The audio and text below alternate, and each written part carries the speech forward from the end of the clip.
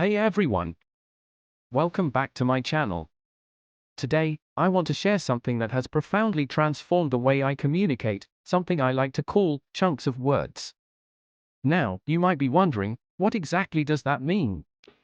Well, let's dive in. When we speak and write, we repeat a lot of phrases and clauses, such as on the other hand, a lot of, at the moment, you know, you see, I mean. Some of these phrases, or chunks of language, are very common and they have specific meanings. We use chunks like you know what I know what you're saying to check and show understanding between speaker and listener. A. You ask for a report and you end up with 100 pages. You know what I mean. B. Yeah. I know what you're saying. We use you see as a discourse marker when we are explaining something. It shows that what we are saying is new information for the listener. But he's trying to send us an email and I'm having some trouble with the computer, you see. We use chunks of vague language such as and that kind of thing, and that sort of thing, and so on, and things like that, and stuff like that to talk about collections of things without having to make a long list. When you start your final year and you come to ask for help on getting jobs and that kind of thing, you'll be asked to fill in a form describing the work you did last summer. We use chunks like having said that and saying that to show that what we are going to say next is in contrast to what we have just said. But, having said that, what her mother's been doing is running her into school and picking her up.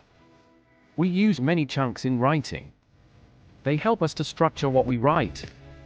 The most lethal weapon on earth is the human mind, but on the other hand it is only the mind that is capable of envisioning what is humanly desirable and what is not.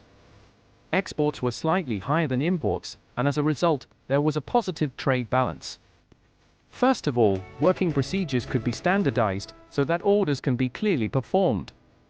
He identifies and examines the various ways in which a wide variety of change agents, industrial workers, social workers, church ministers, politicians, protest leaders, business and professional people, housewives, youth and community institutions, and so forth, made such progress possible.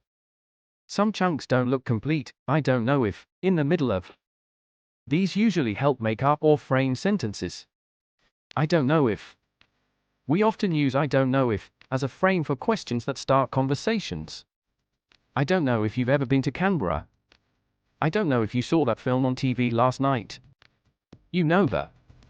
We use you know the when we are telling stories or introducing a person, place or thing which the listener already knows about. A. You know the guy who used to call around selling lottery tickets? B. Yeah. I remember him. A. Well, I saw him the other day, wearing a pinstriped suit. You know the shop on the corner, that's the one that got broken into. Thanks for watching, and remember, clear communication is powerful communication. Bye for now.